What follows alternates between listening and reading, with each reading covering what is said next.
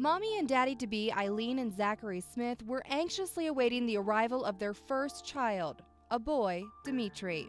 The two were on their way to California for a baby shower and had made it to New Mexico when the unthinkable happened. There was a car driving slowly in the right-hand lane, so I changed lanes to pass, and he turned left completely across our lane. My husband stomped on the brakes and jerked the wheel to the side to try and avoid hitting them, but we were just too close. Eileen, 7 months pregnant at the time, was severely injured, but all she could think about was her unborn son. My water broke instantly, so obviously that was my primary concern.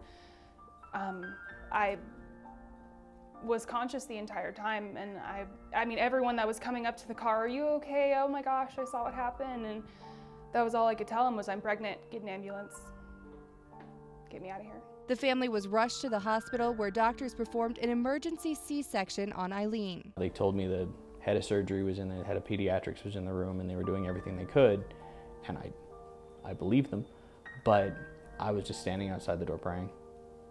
That's really all I could do. Despite their best efforts, Dimitri didn't make it, living only about 60 seconds outside his mother's womb. I woke up and I was already reaching out for him. The whole team was moving me over into recovery, and the nurse leaned in and told me that he had passed. It was devastating. I mean, it's my first son. It's my first child. It's only, you know, it was a nightmare. To add to their nightmare, the family later finding out the driver in the other car was drunk. I thought that was crazy. At noon on a Sunday. Who's drunk at noon on a Sunday?